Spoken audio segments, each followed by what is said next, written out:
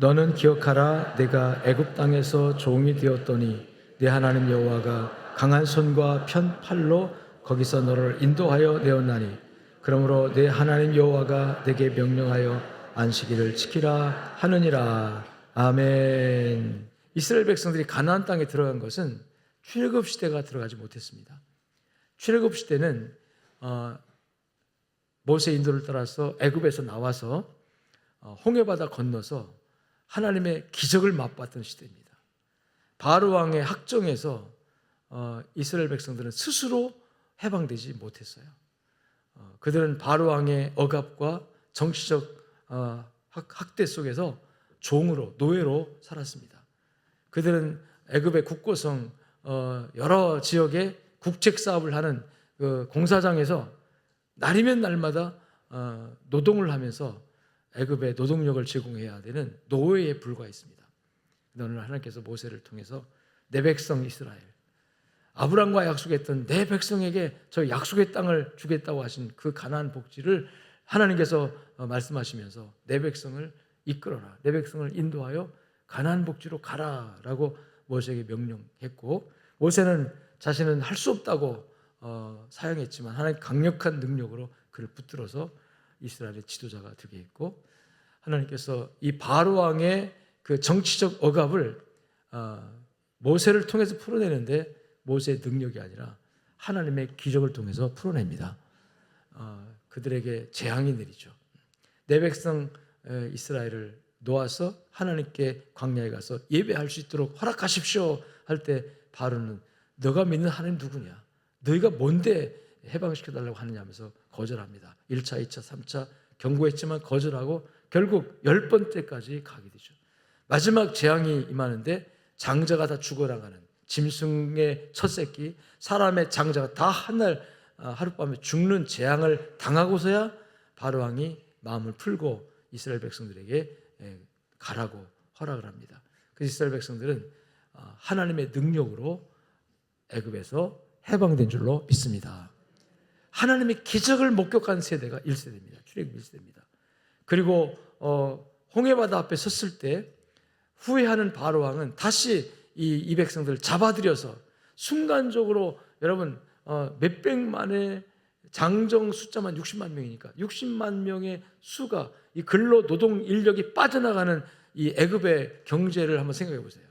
이게 바로 왕이 고민했을 겁니다. 이들을 자유케 하면 우리나라에 지금 이 3D 업종에서 일하는 이 노예들이 다 빠져나가는데 우리나라 경제가 휘청거릴 거라는 걸 짐작했겠죠.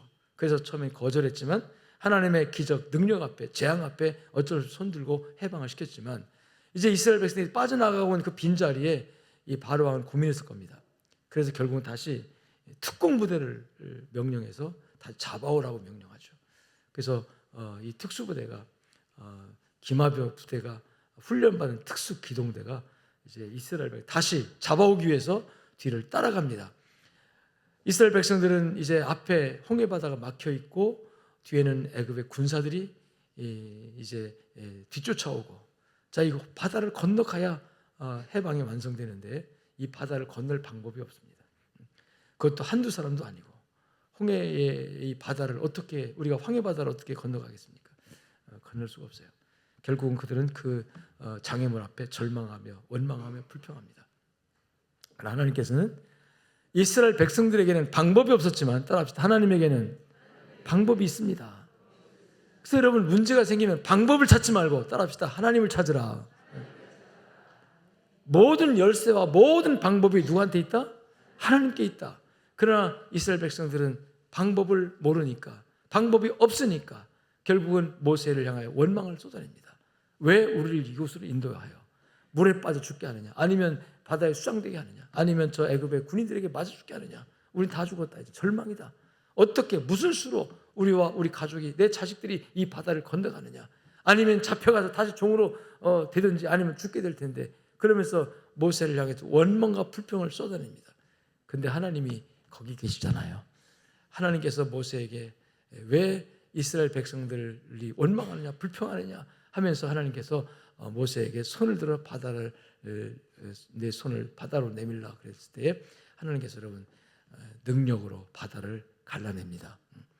밤새도록 동풍이 불게 하신 다음에 그 바람 끝에 바닷물이 쫙 옆으로 갈라져서 이스라엘 백성이 동시에 여러분 약 300만 명 이상 되는 장정 수만, 20세 이상 남자 수만 60만 명이니까 거기에 딸린 여러분 부모, 형제, 또 아내, 가족 다 하면은 여러분 약 300에서 1000만 명 가까운 그 인구가 동시에 건너갈 수 있도록 바다를 쫙 옆으로 열어놨습니다. 그리고 그 길을 육지같이 건넜다고 그랬어요. 따라합시다. 하나님의 능력으로. 우리 앞에 길이 없어도 우리 앞에 여러분의 장애물이 꽉 막혀서 절망하는 순간에도 중요한 거는 뭐냐면 하나님이 함께 계신다는 거잖아요. 하나님이 함께 계시면 길이 열릴 수 있습니다. 그러나 백성들은 절망하고 원망불평했습니다. 그러나 하나님께서 자기 백성을 살리기 위해서는 하나님께서 원망불평하는 그들의 앞에 기적을 보여줄 수밖에 없었어요. 그래서 황해 바다가 열립니다. 열려서 그들은 육지같이 건너고 다 건넌 다음에 하나님께서 모세야 다시 바다에 손을 내밀으라 했더니 뒤따라오던 애굽의 군인들은 다 그 물속에서 그 기묘병들은 다 물속에서 수몰되어 수장되어져서 장세 치러지고 이스라엘 백성은 온전히 따라합시다. 하나님의 능력으로 해방됐습니다. 애굽에서 나온 것이 해방이 아니고 홍해바다 건넌 것이 해방입니다. 다시는 돌아갈 수 없는 홍해바다. 여러분 홍해바다 어떻게 돌아올 수 있겠습니까? 돌아올 수 없어요. 이제는 한번 건넜으면 이제는 가나안 땅으로만 가야 합니다. 아멘. 뒤돌아갈 수 없어요. 이제는 어디로만? 가나안 땅으로만. 예수 믿었으면 이제는 세상으로 갈 수 없습니다. 다시 마귀의 종이 될 수 없습니다. 이제는 오직 천국을 향해서만 전진 또 전진. 앞에 장애물이 있어도 앞에 얼음이 있어도 전진하고 또 전진해야 됩니다. 그들은 그 구원의 홍해바다 사건 앞에서 엄청난 감격과 은혜 앞에 감사해서 하나님 앞에 찬양합니다. 속옷치며 춤추며 노래하며 몇 날 며칠을 하나님께 그렇게 축제를 벌였을 거예요. 감사하면서. 그러나 그들은 그 목적이 가나안 땅에 있었기 때문에 하나님께서 백성들을 이끌고 다시 갈 길을 가라고 모세에게 명령하고 모세의 인도를 받아서 백성은 다시 광야를 통과하게 되는데 여러분 하룻길 지나 이틀 지나 이제 애굽에서 나올 때 가지고 왔던 양식 떨어지고 또 광야는 여러분 물이 없는 곳입니다. 물이 희귀한 곳이에요. 그러니까 물 떨어지고 양식 떨어지고 결국 현실적인 고난이 그들에게 닥칠 때에 그들은 두려워하고 절망하고 낙심하기 시작합니다. 결국은 여러분 불평과 원망을 계속 반복적으로 하면서 도착한 곳이 호렙산 시내산인데 그 시내산 하나님께서 출애굽 1세대에게 말씀을 주십니다. 그 말씀이 바로 율법입니다. 율법이라는 것은 가나안 땅에 들어갔을 때 하나님의 백성으로서 살아갈 수 규범, 규칙입니다. 하나님의 백성은 이 정도의 삶의 기준을 가지고 살아야 된다라는 그 규칙을 준 것이 율법이거든요. 이것은 광야용이 아니라 가나안 땅에 들어갔을 때 적용하는 법입니다. 하나님 백성으로서. 물론 광야에서 적용을 했지만 법입니다. 그래서 그 율법을 받아가지고 이제는 그 율법대로 살면 말씀대로 살면 되는 거예요. 말씀대로 광야에서도 가면 되는 거예요. 그래서 하나님께서 모세에게 준 말씀대로 이스라엘 백성들이 이제 가고 한 2년 만에 요단강에 도착합니다. 12정탐꾼을 보내고 12정탐꾼이 돌아와서 불신앙의 복을 합니다. 그 땅은 좋지만 정말 복받은 땅이지만 그 땅에는 안악자손 거대한 거인족이 있어가지고 우리가 들어갈 수 없다. 우리가 들어가도 그 땅을 빼앗을 수가 없다. 이런 절망적인 보고에 모든 백성들이 그냥 다 낙심하고 절망하면서 거기서 하나님 앞에 원망, 불평하고 통곡하고 모세를 원망합니다. 결국 하나님께서 원망, 불평하는 그 백성들에게 진노하시죠. 모세야, 이 백성을 다 돌이켜라. 애굽으로 갈 수는 없지만 광야로 돌이켜라. 그래서 광야로 돌이켜서 광야에서 여러분 그 후로 40년을 방황하는 삶을 삽니다. 단번에 들어갈 수 있었던 그 가나안 땅 10사람이 와서 불신앙적인 보고를 할 때 불신앙의 보고에 여러분 다 미혹돼 가지고 전부 다 낙심하고 절망하면서 하나님 원망 불평하는 그 소리에 하나님이 진노하셔서 이 백성들을 다 없애고 다 죽이고 내가 모세야 너 한 사람으로 다시 민족을 만들까? 그러나 모세는 생명을 걸고 기도합니다. 하나님 그리하시면 하나님이 힘이 없어서 자기 백성을 데리고 나와서 여기서 다 죽였다고 이방 사람들이 그러지 않겠습니까? 그러니 하나님의 영광을 위하여 이 백성을 용서해 주십시오. 이 백성을 살려주세요. 간절한 교충보 기도를 들으시고 하나님께서 그러면 이 백성들을 다시 가나안 땅에 들어가는 것 미루고 다시 광야로 가라. 그리고 너희가 불평한 이 무리들은 광야에서 다 엎드려 죽을 것이고 다음에 태어나는 그 다음 세대가 저 가나안 땅에 들어가게 할 것이다. 그래가지고 세대가 바뀌기까지 40년을 광야에서 유리방황하는 삶을 살잖아요. 그렇게 40년이 지난 다음에 40년 다음에 하나님께서 다시 모세에게 이제는 가나안 땅을 가야 되니까 요단강으로 가라. 그래서 요단강이 건너면 바로 가나안 땅이 되어진 지경에까지 가서 하나님께서 모세에게 말씀합니다. 다시 이 백성들에게 말씀을 전하라 해가지고 다시 십계명과 율법을 선포하는 장면이 바로 이 신명기 나오는 얘기입니다. 그래서 신명기는 1차적으로 시내산에서 받았던 율법을, 그 율법은 출애굽 1세대에게 주신 율법이거든요. 근데 1세대는 이미 광야에서 40년 지나면 다 죽었어요. 그 다음에 출애굽한 2세대, 광야에서 태어난 세대, 이들은 원망 불평보다는 자기 아버지로부터 신앙을 전수받아서 하나님을 바라보는 세대인데, 이 세대가 이제 가나안 땅에 들어가는 축복을 받게 되는데, 그 다음 세대가 가나안 땅에 들어갔을 때에 하나님의 백성으로서 너희 아버지 세대처럼 원망 불평하다가 하나님께 진노받지 말고 하나님께 축복받고 하나님께 은혜 받는 저 가나안의 복지의 축복을 누리는 축복된 자녀로 살라 하는 말씀을 이제 주시는 이 말씀이 바로 신명기예요. 그래서 신명기는 출애굽 2세대에게 가나안에 들어가기 직전에 하나님께서 주신 말씀이다 하는 걸 염두에 두고, 이 신명기에 나오는 말씀들이 참 많은데 내내 레위기나 민수기나 다 이 반복되는 말씀이 나오는데, 왜 처음에 주신 말씀을 한번 반복해서 다시 재차 설명하고 재차 선포하는 거니까 굉장히 중복되는 말씀이 많이 나오지만 구체적으로 계속해서 반복되는 단어가 있습니다. 계속해서 반복되는 단어가 나오는데 따라합시다. 기억하라. 기억하라. 할렐루야. 기억하라. 이 기억하라는 말은 단지 생각으로만 잊어버리지 말라는 얘기가 아니라 너의 기억을 행동으로 실천으로 옮기라라는, 자카라라는 히브리어가 그런 의미를 가지고 있습니다. 단지 머리로만 생각하라는 얘기가 아니라 우리 기억력 속에 담아두라는 얘기가 아니라 옛날의 과거를 생각하고 기억해서 그 다음에 실제로 이 오늘의 삶 현장 속에 적용하고 실천하라라고 하는 행동명령까지 포함되어 있음을 믿으시기를 주의 이름으로 축원합니다. 대략 한 13번에 걸쳐서 기억하라, 기억하라, 기억하고 이런 말씀이 명령이 나오는데, 이 말씀들을 쫙 이렇게 모아서 이렇게 정리를 해보면 4가지 정도로 정리가 됩니다. 첫 번째로 기억해야 할 것 따라합시다. 너희는 과거에 애굽에서 종이었었느니라. 여러분, 이스라엘 백성은 광야를 통과한 다음에 출애굽 2세대가 가나안 땅에 들어가서 그 가나안 땅에 들어가는 그곳은 이제 자유로운 시민입니다. 하나님의 백성으로서 자유로운 시민이에요. 그리고 가나안 땅, 복지라고 표현하잖아요. 젖과 꿀이 흐르는 땅, 축복의 땅입니다. 하나님이 함께 계셔서 축복이 되시는 땅이기 때문에 그 땅에서는 자유로운 영혼으로, 자유로운 심령으로 하나님을 섬기고, 그리고 하나님의 축복을 누리면서 정말 그야말로 복지에서 영혼이 복되게 사는 것이 그 축복의 땅 아닙니까? 그런데 축복의 땅에 가서 복 받아서 아주 쉬운 말로 등 따시고 배불러지거든. 따라합시다. 과거를 잊지 마라. 그 과거를 뭘로 표현하냐면 애굽에서 종 되었더니라고 표현합니다. 애굽에서 종 되었더니. 15절에 너는 기억하라 내가 애굽 땅에서 종이 되었더니라고 말씀하고 있고, 신명기 15장 15절에서도 너는 애굽 땅에서 종 되었던 것과 내 하나님께서 너를 속하셨음을 기억하라 라고 말씀하고 있고, 24장 18절에서도 22절에서도 너는 애굽에서 종이 되었던 일을 기억하라고 반복해서 계속 종 되었던 것을 기억하라고 말씀을 하고 있습니다.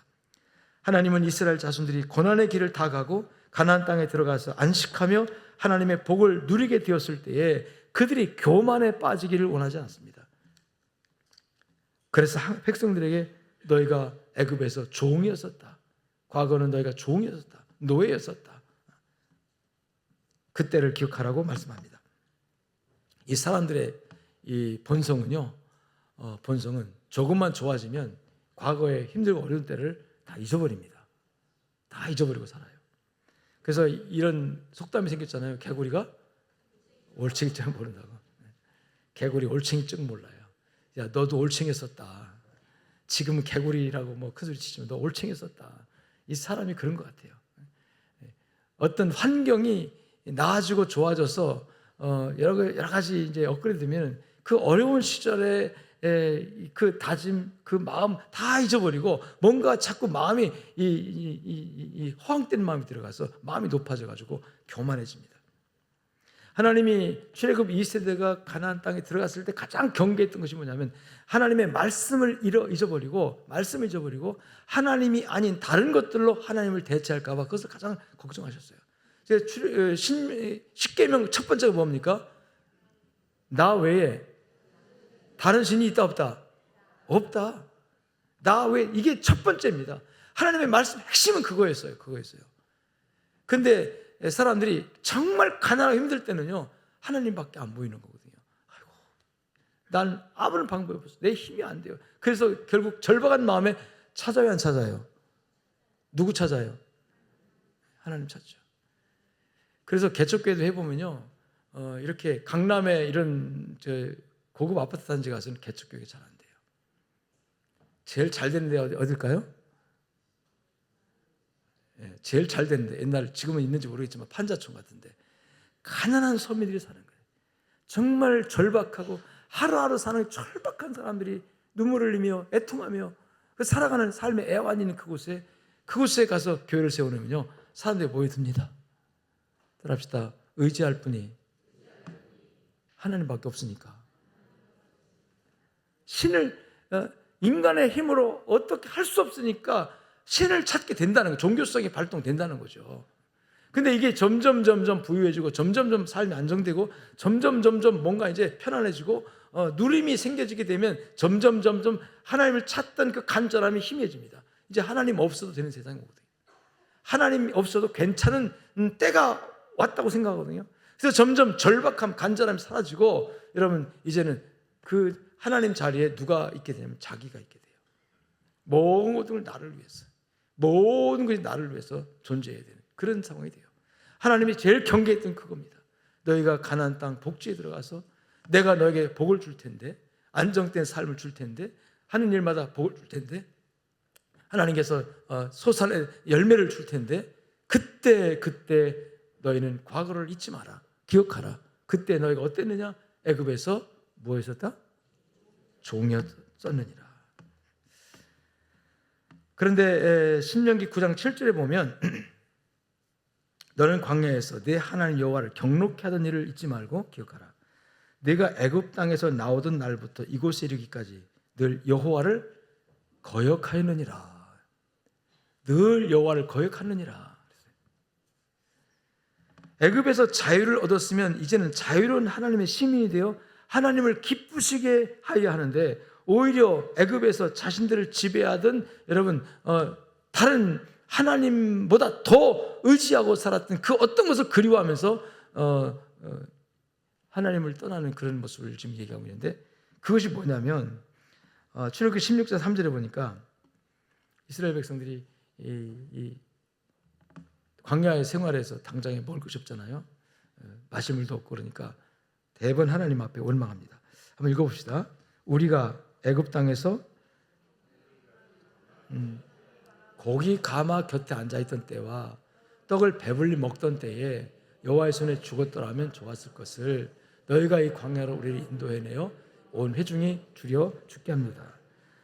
사건마다 계속 이스라엘 백성들은 하나님 원망 불평했다고 그랬어요. 그래서 하나님을 거역했다고 그랬어요. 근데 그 거역한 것 중에 중요한 거 하나가 뭐냐면 이스라엘 백성들이 지금 물질의 노예가 되어 있다는 것입니다. 당장에 여러분 애굽에서 나온 다음에 애굽에서 비상식량 가지고 나왔겠죠. 홍해바다 건너서 며칠 동안 그 비상 다 소비되고 이제 먹을 것이 없어요. 이 먹을 것이 뭐 40년을 살았는데 먹을 것을 어디서 공급을 하겠어요. 그게 먹을 것이 없으니까 이제 당장 사람이 이 끼니가 한 데 없으면 불평이 나오는 것 같아요. 그 불평을 모세와 아론에게 쏟아 놓죠. 그러면서 하는 말이 이런 말을 해요. 우리가 애굽 땅에 있을 때에, 근데 그 애굽 땅에 있을 때가 신분이 뭐였습니까? 종이었잖아요. 근데 여기 뭐라고 표현해요? 고기 가마 곁에 앉았던 때, 떡을 배불리 먹던 때, 요 말씀에 여러분 잘 이해를 해야 합니다. 종이, 노예가 고기 까마 곁에 앉아 있어요. 왜 앉아 있을까요? 고기 삶느라고 앉아 있었겠지. 떡을 배불리 먹던 때라고 했어요. 떡을 배불리 먹었다고 칩시다. 누가 준 거예요, 그 떡? 주인이 준 거죠. 주인 누굽니까? 바로왕이잖아요. 바로왕이. 그럼 바로왕이 이스라엘 백성들이 떡을 배불리 먹게 했다? 그 목적이 뭘까요? 설령 떡을 배불리 먹게 했다 할지라도 왜 배불리 먹게 했을까요? 그렇죠. 출애굽기 보면 이스라엘 백성들의 노동력을 통해서 이 바로왕은 여러 가지 국책 사업을 합니다. 큰 성을 짓기도 하고 큰 창고를 짓기도 하고 이스라엘 백성들의 그 노예들의 노동력을 통해서 3D 업종이라잖아요. 힘들고 어렵고 그런 위험한 곳에 이 배치해가지고 이 애굽의 모든 그런 큰 일들을 하게 하는데 여러분 사람이 일을 하려고 하면 먹어야 하잖아요. 그렇죠? 그럼 배불리 먹게 했다. 그들의 복지를 위해서 배불리 먹게 한 것이 아니고 결국은 그들의 주인이었던 그들의 상전 주인이었던 바로가 이스라엘 백성들을 노예의 신분에서 배불리 먹게 한 것은 노동력을 착취하기 위해서 그렇게 한 거예요. 그리고 그들이 고기 까마 곁에 앉아서 먹었다는 말 없잖아요. 앉았던 때와 그러지. 떡은 배불리 먹었다고 했지만 고기 까마 곁에 앉았던 여러분 고기 까마 진수전자 이런 거를 여러분 노예가 먹겠습니까? 주인이 먹겠습니까? 주인이 먹죠. 그러면 이 말씀의 내포한 뜻은요. 우리가 주인을 공경하기 위해서 고기 까마 굽던 그때 그리고 먹을 걸 떡을 충분히 먹었는데 배불리 먹었는데 그때가 그립다라고 말하는 것은 여러분 이스라엘 백성들이 지금 물질의 노예가 됐다는 걸 표현하고 있는 거예요. 무슨 얘기냐면 오늘 애굽 땅에서 나온 이스라엘 백성들이 광야에 도착해 보니 먹을 것도 없고 물도 없어요. 참 열악합니다. 이렇게 해요. 근데 따라합시다. 신부는 하나님의 백성. 할렐루야. 하나님의 공급, 하나님의 보호, 하나님의 인도가 여러분 보장되어진 신분. 근데 아직 현실은 당장에 물도 없고 당장에 먹을 것도 없어요. 그렇다면 여러분 정말로 하나님의 백성이라면 지금 물 없고 떡이 없어도 지금 배고파도 따라합시다. 하나님은 계신다. 이 믿음이 강해져야 되잖아요. 그 하나님 누굽니까? 애굽에서를 구원하신 10가지 재앙을 통해서 기적을 보이시고 홍해바다를 육지에 딱 건너게 하시는 그 하나님. 그 하나님이 지금 우리와 함께 계신다. 실제로 하나님께서 함께 계신다를 보여주셨어요. 구름기둥, 불기둥으로. 이스라엘의 눈만 들어 하늘을 보면 구름기둥이 쫙 내려와 있는 걸 보게 됐고 밤에는 불기둥이 보였습니다. 그래서 와 하나님이 우리와 함께 하는구나 하나님 인식할 수 있도록 하나님 그렇게 배려해 주셨어요. 그럼에도 불구하고 지금 애굽을 그리워하고 있는 거예요. 지금 당장에 먹을 것이 없다고 당장에 배가 고프다고 그때 애굽에서 고기 까마 곁에 있던 때와 떡을 배불리 먹던 그때가 그립도다. 그때를 기억하고 있는 거예요. 그만큼 오늘 물질 문제가 우리 인간에게 얼마나 중요한 영향을 끼치는가 하는 거예요. 여러분 이 물질 문제, 당장 배고픈 문제 이거는 하나님은 어떤 기적과 능력을 베풀어서 우리를 구원하고 우리를 은혜 가운데 있었다 그런 간증이 있다 할지라도 당장에 배고픈 사람 흔들립니다. 흔들려요. 그래서 어떤 정치가도 그러잖아요. 경제만 살리면 그 정치는 잘 된다고 하더라고요. 그 대표적인 예가 중국의 시진핑입니다. 중국 시진핑이 여러분 경제를 살렸어요. 중공산당이 그 전에 대통령이 개방 정책을 하면서 이 경제는 자본주의를 갖다 도입했잖아요. 정치적으로 완전 일당 독재하면서도 언론의 자유가 없습니다. 지금도 국민들 전체 다 CCTV로 통제하고 있잖아요. 지금도 심지어 교회에다가 CCTV 2개 딱 설치해놓고 경찰서에 다 보고 있어요. 목사가 무슨 설교하겠습니까 거기서. 그런 상황으로 종교를 통제하고 정치 통제하고 억압해도 여러분 국민들이 경제가 살아나니까 와 우리 공산당 최고다 그렇게 왔어요. 지금까지. 경제가 무너지면 다 무너지는 거예요. 경제가 살면 공산당도 괜찮다. 경제가 살면 여러분 독재도 괜찮다 나가는 거예요. 정말 그럴까요? 여러분 이스라엘 백성들은 지금 당장 가나안 땅에서 자유로운 백성으로 구원받아 해방받아 이 광야에서 당장 현실적으로 먹을 것이 없다고 금방 불평하면서 애굽을 그리워하고 있는 거예요. 그때 하나님 말합니다. 그때 그 고기 까마 곁에 있었고 너가 떡을 배불리 먹었지만 내가 어떤 존재였느냐? 어떤 존재였느냐? 종이었느니라. 계속 반복적으로 종이었다.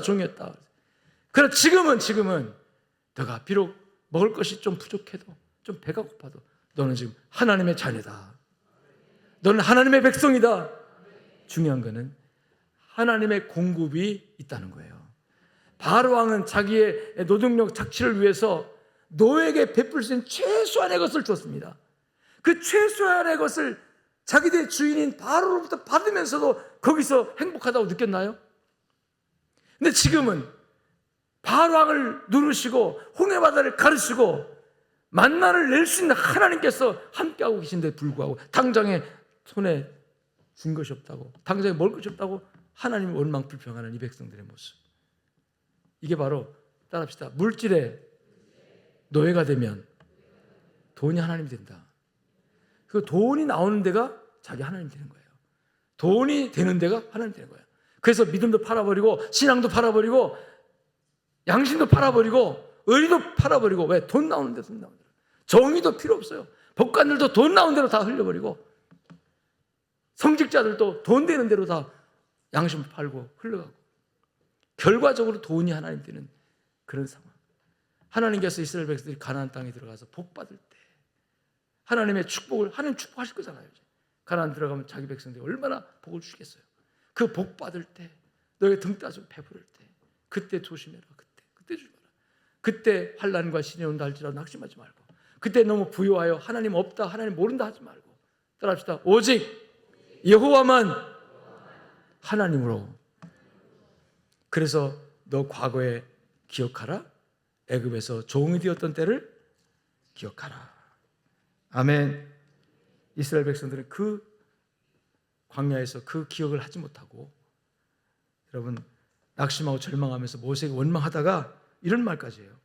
민수기 14장 4절에 보니까 이에 서로 말하되 우리가 한 지휘관을 세우고 따라합시다. 애굽으로 돌아가자. 세상에 이런 말을 할 때 하나님께서 여러분 하나님 마음이 어떻겠습니까?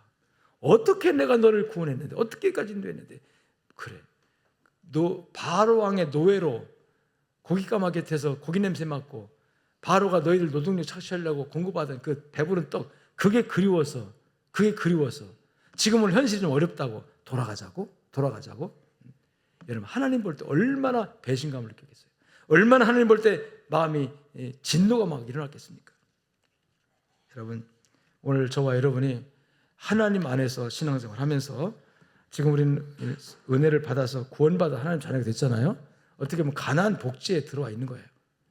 오늘 여러분 삶 현장에서 주변 환경이 어렵다고 힘들다고 여러분 낙심하지 말고 그럴수록 더 하나님을 붙드시고 하나님을 기억하시고 하나님을 의지하시는 여러분의 믿음이 되시기를 주의 이름으로 축원합니다. 사람들은 돈에서 벗어날 수가 없어요. 미국 사람들이 많은 유머 가운데 이런 게 하나 있더라고요.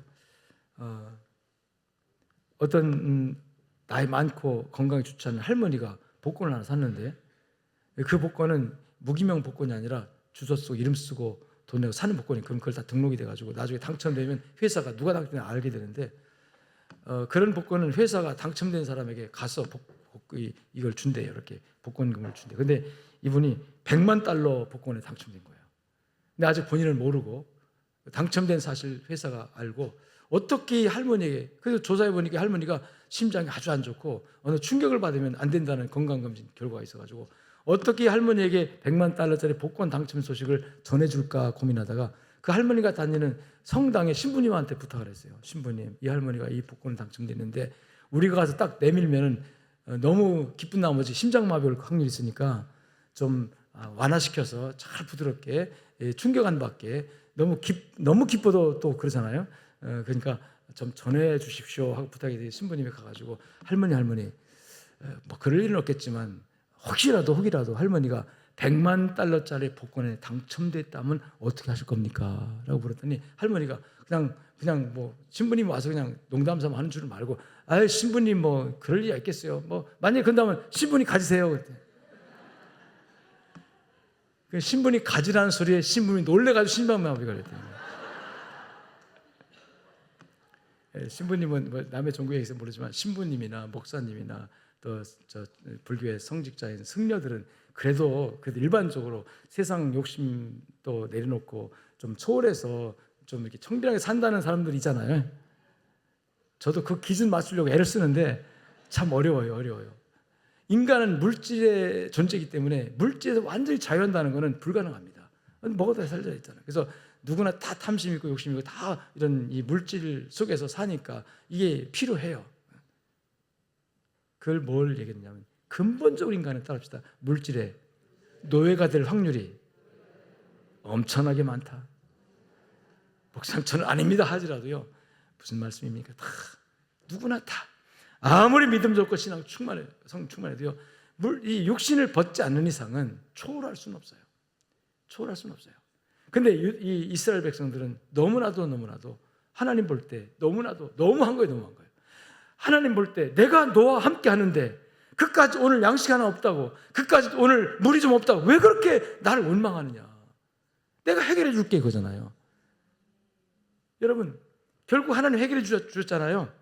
만나 내려주시고 고기도 먹게 해주시고 메추라기 갖다 먹게 해주시고 생수를 터뜨려 주시고 40년 동안 광야에서 길쌈도 하지 않고 옷도 새로 입지 않고 신발도 새로 새신 만들자고 살았는데 40년 동안 헤어지거나 낡아지거나 그러지 않았다고 성경 말하고 있거든요. 하나님께서 온전히 영육간에 물질도 모든 걸 다 하나님이 공급해 주시는데 단지 잠깐의 여러분 물질 문제 때문에 시험 들어가지고 그 시험 들었다는 것이 바로 물질에 놓이게 됐다는 뜻이란 말이죠. 그래서 결국 하나님 부인하고 하나님 배반하고 하나님 등지고 이 교회 다니다가 낙심한 사람들 중에 제일 많은 문제가 이런 물질 문제 때문에 시험 드는 경우가 많다고 하더라고요. 교회가 돈만 한다는, 목사가 돈만 밝힌다는, 이런 교회가 돈만 하는 교회가 어디가 있습니까? 오해지. 목사가 돈만 밝히는 목사가 어디 있어요? 정말 제대로 된 목사라면, 이단이 아니라면. 오해죠. 여러분, 우리 물질에서부터 자유하시길 주님 축원합니다. 세상 사람들은 돈에 자신의 모든 것을 걸고 삽니다. 우리나라 경제 발전에 따라 생활 수준이 높아지면서 집집마다 연탄 보일러에서 기름 보일러 바뀌었잖아요. 그러다 보니 강원도에는 탄광들이 줄줄이 문을 닫게 되고 그러다 보니까 이제 그 탄광 태백의 그 탄광이 얼마나 옛날에 막 큰 도시였는데 다 이제 연탄이 필요 없으니까 문 닫게 돼가지고 폐허가 되니까 어디 궁예지책으로 거기다 관광단지 만들어가지고 카지노 만들어가지고 도박장 만들었잖아요. 도박장이 뭐 하는 데입니까? 돈 버는 데입니다. 일확천금. 잘만 터지면 팔자고 칠 수 있는 거 도박장이에요. 수많은 새 모여들었답니다. 모여들어가지고 있는 재산 가지고 다. 근데 중요한 거는 돈을 잃었다는 사람은 있는데 땄다는 사람은 없다는 거예요. 그래가지고 그 태백시에 가면 지금도 그런지 모르겠지만 얼마 전만 하더라도요 노숙자들이 많답니다. 다 몽땅 싸지고 와서 다 몽땅 잃어버리고 갈 데가 없어요. 집에 들어갈 수가 없어요. 이제 창피하고 또 방법이 없으니까. 그래서 결국 거기서 조그만 집 하나 얻어가지고 새빵살이 하면서 또 거기 가서 하루 가서 또 이렇게 하고 그러면서도 아직도 정신 못 차리는 사람들이 있었다고 하는 거죠. 그러나 하나님의 사람들은 물질의 노예가 아니라 여러분 하나님의 종이 되어야 합니다. 돈과 명예와 세상 권력의 노예가 되지 말고 그건 불쌍해집니다. 물질의 노예가 아닌 하나님의 자녀로 살아가시기를 주의 축원합니다. 이 돈이 하나님이 된 세상 속에서 우리가 돈이 하나님이 아니다라고 얘기하고 하나님을 나의 하나님으로 섬긴다는 것은 대단한 결심이 필요한 거예요. 순간순간의 결단이 필요한 겁니다. 여러분 하나님 앞에 드리는 헌금 하나, 단돈 1,000원짜리 10,000원짜리 드리면서 그런 고백이 들어가는 거예요. 하나님, 나는 하나님께 헌금하는데요. 내 고백이 여기 있습니다. 난 돈이 하나님이 아니에요. 하나님 나의 하나님입니다. 이거 없어도 하나님 줄 줄 믿습니다. 이거 하나님께 바치면 100배로 줄 줄 믿습니다. 이런 신앙 고백이 들어가야 신앙생활이 되는 거예요. 내 육신이 이 물질 아닙니까? 이것도 재물이에요. 이것도 물질이에요. 물질이 하나님 대해서 얼마나 많습니까? 어쨌든 늙고 죽고 어쨌든 흙으로 들어갈 몸이에요. 그거 아껴봤자 저축 안 됩니다. 아껴봤자 저축 안 돼요.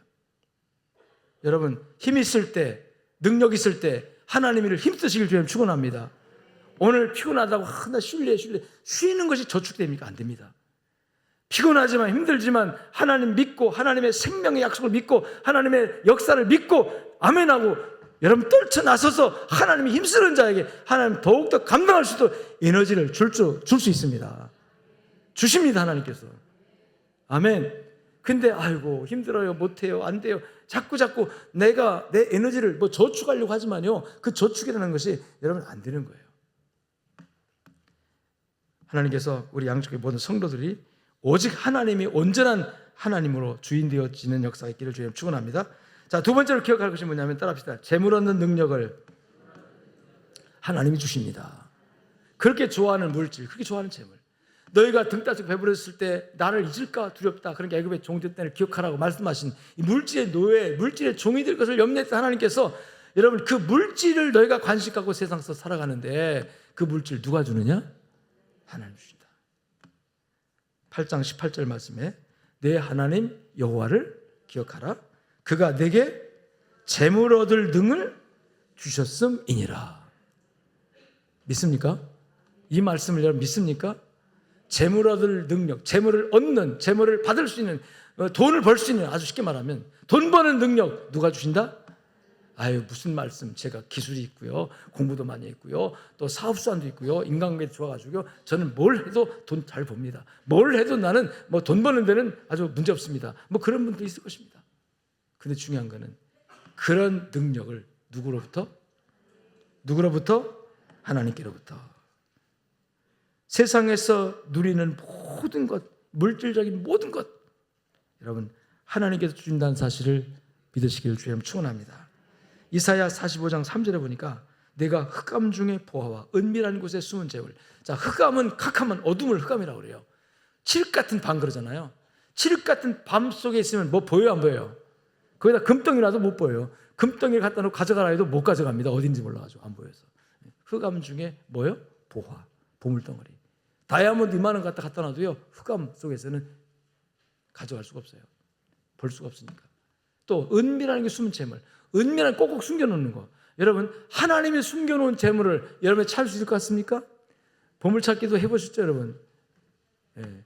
보물찾기 하는 사람들이, 이 보물 감추는 사람들이요, 진짜 못 찾게 감추면 못 찾습니다.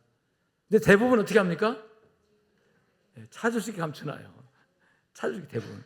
이게 배려하는 거잖아요.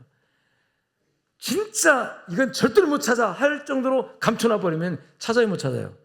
못 찾아요. 그래서 내가 기술에서 찾은 게 아니에요. 사실은 그 보물 숨겨놓은 사람이 배려가 있을 때 찾게 되는 거예요. 여러분 바로 물질 문제가 그렇다는 것입니다. 흑암 속에 감춰있는, 흑암 속에 있는 보물을 네가 볼 수 있냐? 내가 꼭꼭 숨겨놓은 재물을 네가 가질 수 있냐? 여러분 하나님께서 찾게 해주셔야 되는 재물. 그래서 우리는 물질에 집중하지 말고 하나님께 집중해야 합니다.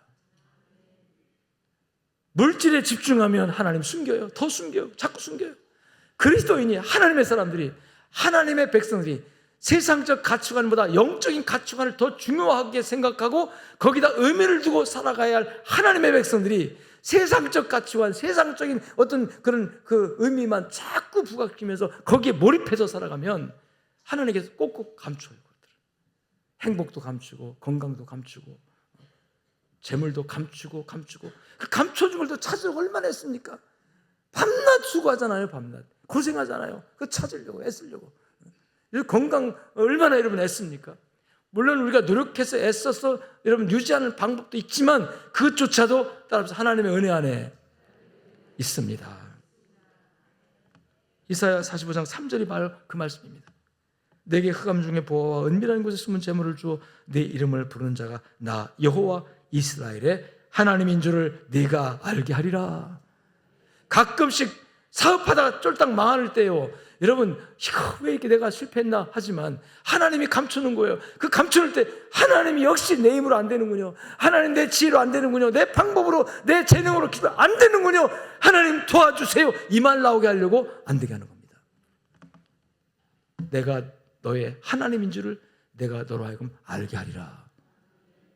그러니까 힘들고 어려운 일이 있을 때 여러분 그것에 집중하지 말고 따라합시다. 하나님께 집중하라. 인간의 재능과 능력으로 찾으려 하지만 하나님께서 발견하게 하시고 찾게 하셔야 찾을 수 있는 것이 물질이라는 거예요. 자, 이 물질 문제에 있어서는 세 가지 축복이 있는데요. 첫 번째 축복이 뭐냐면 따라합시다. 버는 은혜. 벌게 하신 분이 하나님이에요. 소득을 발생해 주신 분이 하나님이라는 거예요. 버는 은혜가 임해야 합니다. 아무리 수고해도 헛수고하는 사람들 많아요. 밤이 맞도록 그물을 던졌는데 한 마리도 얻은 것이 없지만, 이게 말이 뭐냐면 헛수고했습니다 말이에요. 수고는 밤새도록 했는데 한 마리도 열매를 맺지 못했다는 거죠.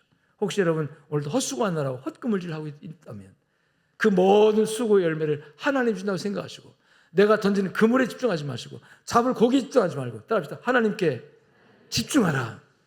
하나님께서요 없는 고기도 있게 하시는 거예요. 밤새도록 그물을 던졌지만 한 마리도 없던 그 자리에서 주여, 그런데요 말씀에 의지하여 주님께서 말씀하시니, 명령하시니 깊은 데로 던지라 하시니, 말씀에 의지해, 이 말은 주님 보고 주님 말씀만 믿고 주님만 보고 해보겠습니다 이 말이잖아요.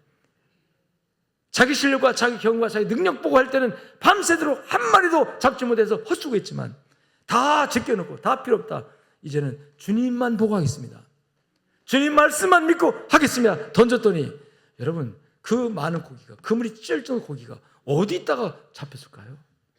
하나님께서 주신 선물인 줄로 믿습니다. 전능하신 하나님을 믿는다면 여러분 삶 현장에서 오직 하나님께만 집중하십시오. 사업할 때도 마찬가지예요. 사업할 때도 여러분 주일날 문 열고 일하면 엄청나게 돈 벌 것 같잖아요. 물론 돈 법니다. 잠깐은. 그러나 그 잠깐의 얼마의 수익보다 나는 하나님을 믿는 사람이다.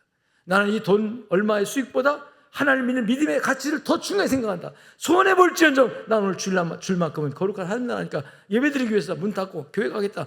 이런 믿음의 결정적인 헌신을 가지고 하나님께 딱 선포하고 믿음으로 하면 고난은 있겠지만 어려움은 있겠지만 반드시 하나님께서 여러분 그 믿음이 헛되지 않도록 부어주십니다. 아멘. 이 땅에서뿐만 아니라 신령한 복을 주시는 거예요. 근데 우리가 그걸 포기를 못해요. 왜? 물질에 놓이게 되기 때문에. 그걸 포기를 못하고 그냥 물질에게 따라가는 거예요. 그래서 주일날 문 열고 또 뭐 이런 여러 가지를 못하면서 하나님께 온전히 드리지 못하는 경우를 많이 봐요. 여러분 재물은 능력이 누구한테 있다? 하나님께 있다. 버는 은혜 누리시길 주님 축원합니다. 두 번째, 그 번 것을 누리는 은혜가 있어요. 하나님이 누리게 하셔야 누립니다. 억만금을 벌었는데 건강이 없어서 딱 죽어버려요. 그럼 무슨 의미가 있어요? 버느라 고생만 했지 헛수고했잖아요. 버는 은혜도 중요하지만 누리는 은혜가 더 중요합니다. 100만 원 벌어서 100만 원을 다 누리세요? 1000만 원 벌어서 100만 원만 누리면 900만 원치는 헛수고한 거예요. 여러분 적게 벌어도 알차게 누리는 은혜가 있기를 주님 축원합니다. 아멘. 세 번째 따라합시다. 쓸 줄 아는 은혜. 이 쓸 줄 아는 은혜는 누리는 것 중에서 내가 하나님 앞에 드릴 것, 그리고 또 나눌 것, 베풀 것. 왜냐하면 하나님께서 우리에게 물질을 줄 때는 하루의 양식 족하다 하는 거예요. 이스라엘 백성의 만나를 거두게 할 때도 이 이스라엘 백성 욕심 때문에, 욕심 때문에 만나가 내리니까 막 너무너무 좋아가지고 감사합니다. 이 만나가 하늘에 내려오니까 막 많이 거뒀어요. 며칠씩 걸 거둬 쌓아놨어요. 근데 하나님께서 그렇게 하는, 하루만 거둬라. 내일 또 줄게. 모레도 줄게. 오늘 하루만 거둬라. 일용할 양식을 거두라 했는데 믿지 못하고 여러분 저축하기 위해서 많이 거둬다 쌓아놨는데 그 쌓아놓은 것들이 저녁 때 보니까 어떻게 됐다? 썩고 구더기가 나고. 하나님께서 왜 믿지 못하냐고, 내일 또 주실 나를 왜 믿지 못하냐고 야단치잖아요. 여러분 그래서 정말 물질 문제에 있어서 하나님께 복받은 사람은 벌고 누리면서, 따라합시다, 하나님이 원하시는 바라시는 의미 있고 가치 있는 일들을 위하여, 따라합니다, 쓸 줄 안다. 할렐루야. 쓸 줄 압니다. 쓸 줄 모르는, 그 쓸 줄 아는 것이 우리 자기 자신을 위해서는 잘 써요. 가르쳐주지 않고 잘 써요. 나를 위해서야 얼마나 잘 씁니까? 나를 위해서는 풍부했습니다. 좋은 옷에 좋은 음식에, 여러분 회식도 뭐 얼마나 가끔 나를 위해서 고기도 먹고 다 하잖아요. 이건 안 가르쳐도 여러분 형편되면 다 합니다. 근데 하나님께서 너를 위해서는 안 가르쳐 자동화하니까 그 너를 위해서 하는 그 가족 과정에서 정말 의미 있고 보람 있는 일을 쓰라. 율법적으로는 고아와 가부를 돌아보라고 말씀하시고, 또 여러분 오늘날 이 시대에는 하나님 나라를 위해서, 선교를 위해서, 또 복음 사역을 위해서, 주님의 몸된 교회를 위해서 너의 있는 그 가운데 이미 하나님 주신 것이고 하나님이 너를 누리게 하고 있으니까 그 누림에서 일부분을 성령의 감동에 따라서 하나님께 드리면 안 되겠느냐. 여러분 그래서 누리는 은혜, 쓸 줄 아는 은혜가 임하시기를 주여 축원합니다. 사도행전 20장 35절에 보니까 주는 것이 받는 것보다 복이 있다라고 바울 사도가 예수님의 말씀을 인용하면서 주께서 친히 말씀하신 바, 주님께 친히 말씀했다는 거죠. 주는 것이 받는 것보다 복이 있다. 이게 쓰는 복이다, 쓰는 복을 말씀하고 있습니다. 지난번에 우리 교회 교인 아닌 성도님 한 분이 500만 원 작정금을 가지고 왔어요. 다른 교회 다니는 분입니다. 어느 교회라고 얘기 안 할게요.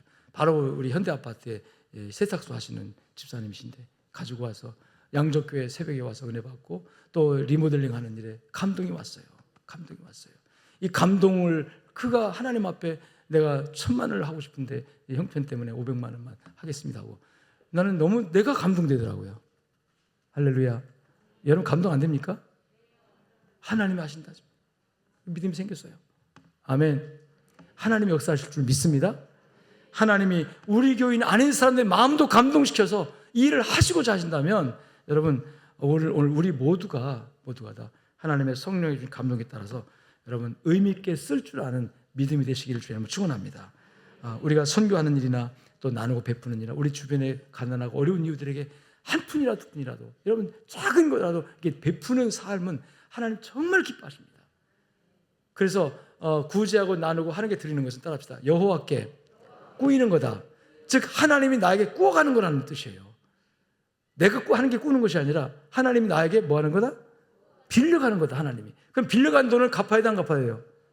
갚아야 돼요. 이제까지 줬어. 내가 구제하고 쓸 줄 알면서 참 의미 있고 보람 일에 영적인 일에 자꾸 쓰는 것은 베푸는 것은요 하나님께서 나에게 돈을 빌려가는 것과 똑같다는 거예요.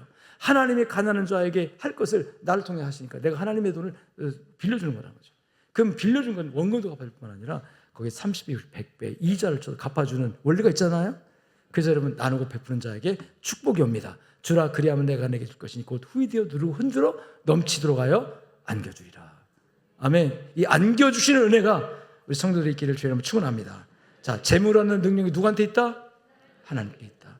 그래서 그 재물 얻는 능력을 받아서 재물을 모았으면 나를 위해서만 모아두지 말고 비축하지 말고 여러분 이것이 흘러가도록 또 누군가에게 생명이 되도록 누군가에게 은혜가 되도록 흘러가게 하고 하나님이 필요로 하신다고 할 때 원하신다고 할 때 아낌없이 하나님께 드리는 감동으로 드리는 그 손길마다 하나님께서 또한 여러분 갚아준다고 약속이 되어 있는 줄로 믿습니다. 아멘. 여러분 오늘 여기까지 말씀을 하겠습니다. 더 이상 안 하고 더 길면 또 여러분 힘들어할 것 같아가지고 2개 더 해야 되는데 다음으로 미루고 마치겠습니다. 따라서 기억합시다. 우리는 사탄과 마귀의 종이 있었어요. 이제 하나님의 자녀가 됐습니다. 하나님의 자녀가 돼서 이제는 물질에 이 사탄이 쓰는 이 돈에 노예되지 말고 이제 누구의 노예? 하나님의 노예가 아니라 종이죠. 하나님의 자녀로서 자유로운 백성으로 자유롭게 감동받아서 하나님을 섬기고 나누고 베풀며 의미고 보람에 쓰임받다가 이 땅에서 복을 받고 하늘에서 복을 받고 다음에 2026년에 여러분들 앞에 큰 햇빛이 하나님의 성령의 비춤이 성령의 인도하심이 있는 은혜가 있게 되기를 주의 이름으로 축원합니다.